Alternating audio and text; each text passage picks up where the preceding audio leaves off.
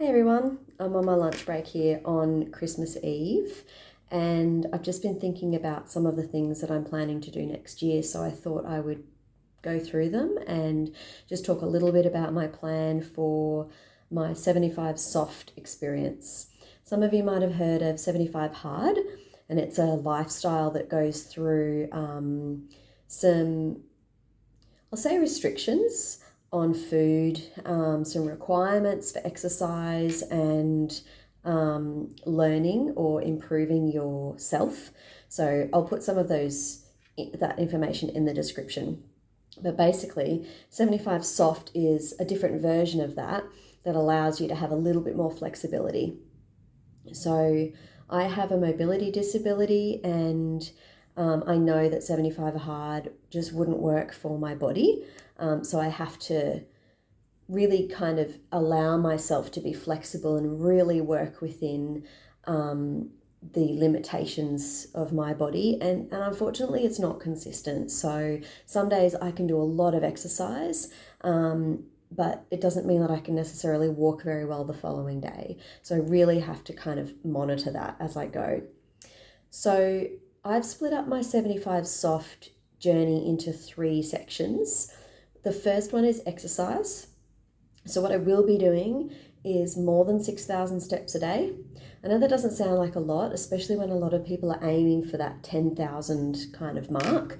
But I have to work up to these things. So what I'm hoping is, as I move through the process and as I can kind of give you updates as we go, that number is going to get higher and higher every day.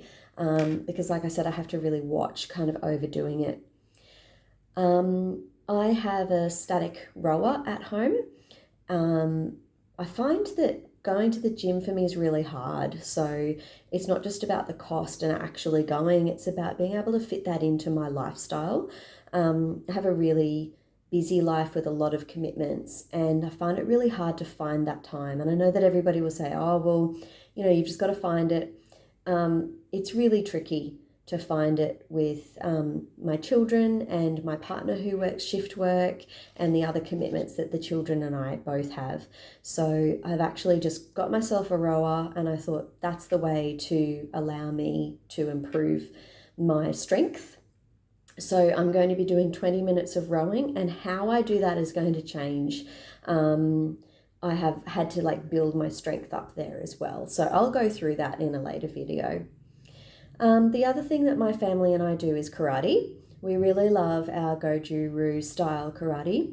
I've been doing that for a few years now, so I'm going to be attempting to do 2 to 3 classes a week. There's 2 2-hour classes and 1 1.5-hour class for seniors, and then once a month there's a black belt class as well that is sometimes more technical, but then also can be really physical as well. So I will be participating in those. One of them I'll be teaching for a little bit of that time, and so I don't really feel like that counts because I'm not always demonstrating and I'm not always using my body very much. I'm more kind of explaining things. So I just have to kind of see how that goes, but that's my goal. 2 to 3 times a week, and then once a month, that extra training. In terms of food, that's the second category. Food, I'm looking at drinking 2 litres of water a day, which is actually really hard for me. It's really tricky. I don't know why. I've actually kind of cut out all other drinks just to be able to fit the water in, but that's my goal, 2 litres of water a day. Protein with every meal.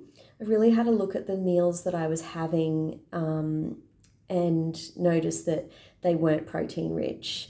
They also weren't rich in some of the vitamins that I know that I've been lacking. So I'm going to be really focusing on that. And to do that, I'm going to be using the MyFitnessPal app. So I'll put a link in the description below for that if you haven't heard of that. I'm also focusing on having fruit as my snack.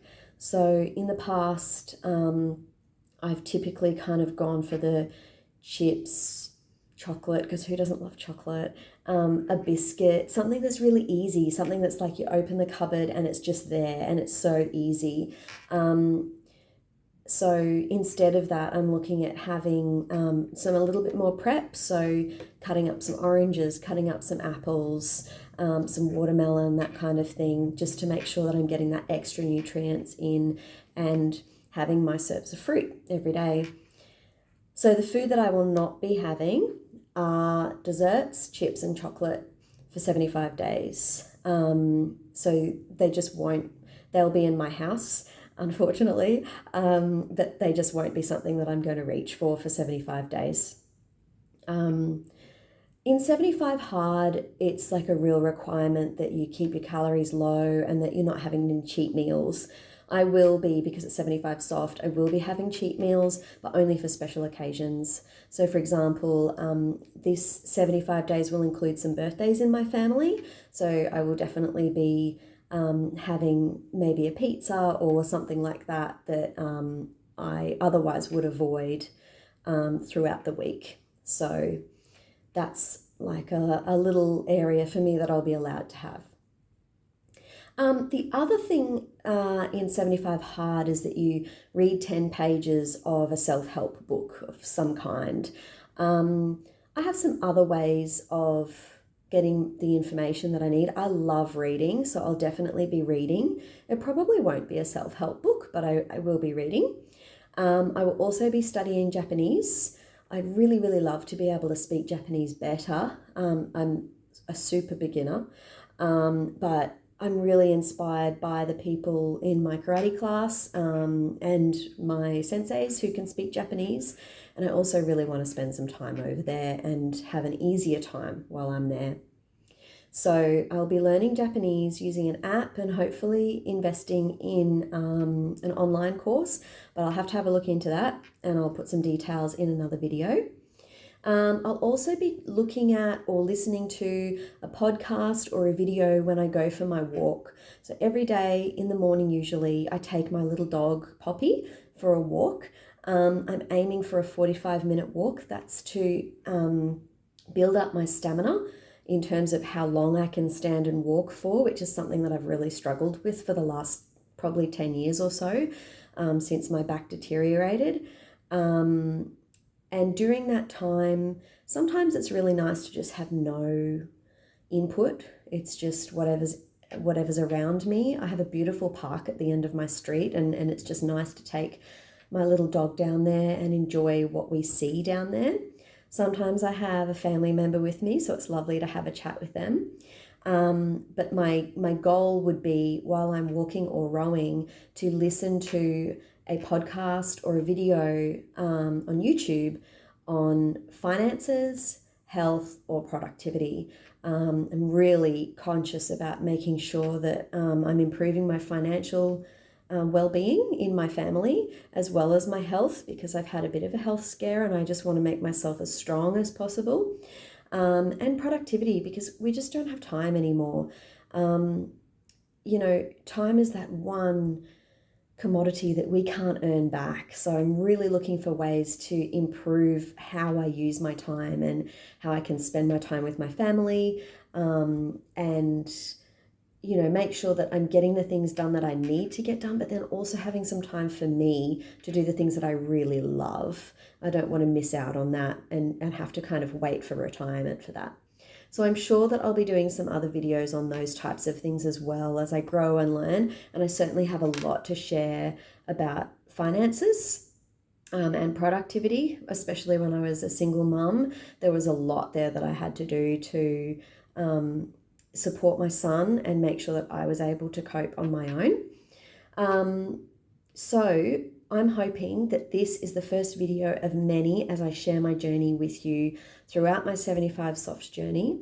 So wish me luck and follow along if you want to. These are just the things that really work well for me. So have a think about what works for you. And if you want to join me on my first day, that would be wonderful. And if you're seeing this before Christmas, have a lovely Christmas, and hope you have some wonderful celebrations with your family and friends. And I'll see you in the next video. Bye.